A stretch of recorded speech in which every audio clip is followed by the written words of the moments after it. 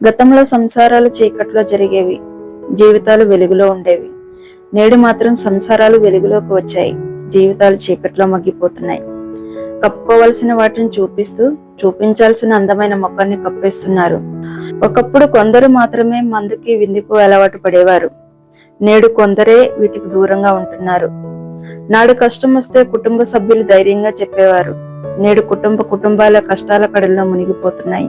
ఒకప్పుడు తినడానికి కష్టపడి సంపాదించే వాళ్ళం, నేడు తిన్నది అరగడానికి కష్టపడుతున్నారు. ఒకప్పుడు జబ్బు చేసే శక్తి కోసం పండ్లు పాలు తినేవాళ్ళం, నేడు అదే డబ్బులతో బిల్లలు కొని జబ్బులు కొని తెచ్చుకుంటున్నాం. గతంలో అందరూ హార్డ్వేర్ ఇంజనీర్లే అయినా మనసు సాఫ్ట్ గా ఉండేది. ఇప్పుడు అంతా సాఫ్ట్వేర్ ఇంజనీర్లే అయినా మనసులో ఉన్న విషయాలు కట్టుకున్న భార్యతో పంచుకోలేనంత హార్డ్గా మారిపోతున్నాయి. ఒకప్పుడు వైద్యులు ఇల్లు తిరిగి వైద్యం చేసేవాడు, బిల్లు వల్ల జేబులు చిల్లు పడేవి కాదు. నేడు ఇంటిళ్ళ పాది వైద్యులు ముందు క్యూ పడుతున్నారు.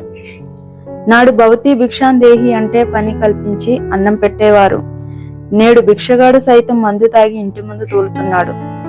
నాడు దొంగలు నట్టింట్లో పడి దోచుకెళ్లేవారు, నేడు దొంగలు దొరల్లా నెట్టింట్లో దోచేస్తున్నారు. ఒకప్పుడు దొంగలను పట్టుకోవడానికి పోలీసులు తిరిగేవారు, ఇప్పుడు హైటెక్ పోలీసుల చుట్టూ దొంగలే తిరుగుతున్నారు. 10 కిలోమీటర్లు నడిచి 10 రూపాయలు పెట్టి సినిమా చూసేవాళ్ళం, ఇప్పుడు ఇంటి ముందు సినిమాకి 1000 రూపాయలు పెట్టి చూస్తున్నాం. అప్పుడు అప్పు చేయాలంటే తప్పు చేసినట్లు బాధపడేవాళ్ళం, ఇప్పుడు తప్పు చేయడానికే అప్పు చేస్తున్నట్లు చేస్తున్నాం.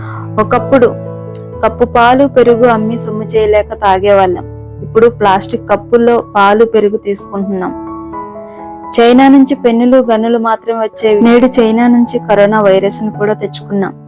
ఇది మనం సాధించిన పురోగత లేక మనకు మనం తెచ్చుకున్న అధోగత? మీ అభిప్రాయాలను కామెంట్ బాక్స్ లో రాయండి. ఈ వీడియో నచ్చితే లైక్ చేసి ఛానల్ సబ్స్క్రైబ్ చేయండి. Thank you for watching. జై హింద్.